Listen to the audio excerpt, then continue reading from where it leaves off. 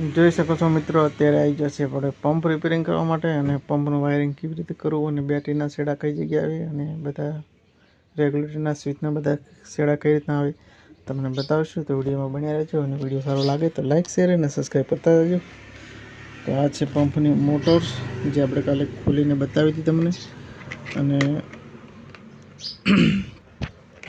આજે આપણે રેગ્યુલેટરનો જે લાઇટ થાય એનો ભાગ છે અને પંપ સોકેટ છે બરાબર. અને આ બાજુ સ્વિચનો ભાગ છે અને આ છે રેગ્યુલેટર, પંપ અને રેગ્યુલેટર બરાબર.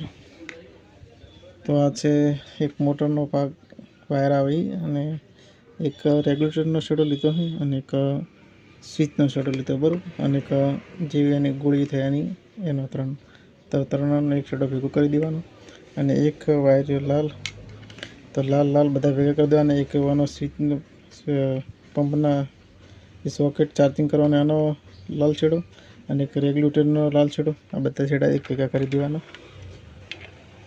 અને આ કોમન એટલે કે જે માઇનસનો એમાં કાળો છેડો એક ચાર્જિંગ સોકેટનો લઈ લેવાનો, એક રેગ્યુલેટરનો લઈ લેવાનો અને એક સ્વિચનો લઈ લેવાનો. આ ત્રણ છેડા લઈ લેવાના.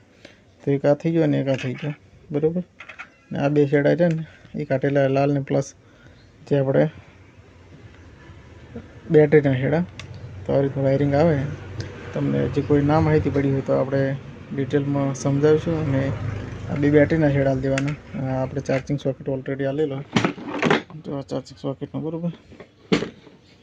તો હાલ બેટરી નહીં તો એ પણ પંપ ચાલુ થાય, કારણ કે આપણે જે ચાર્જ હાલ ચેક કરી રહ્યા છે.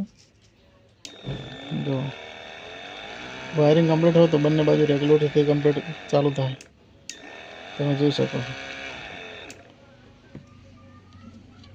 આ ડાયરિંગ સ્વિચથી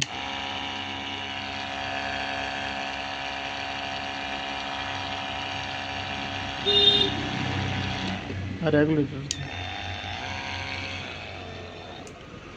તો માહિતીમાં કોઈ ફેરફાર હોય તો આપણે કોમેન્ટમાં કહેજો બરાબર. જય માતાજી, જય રામ આપીશ.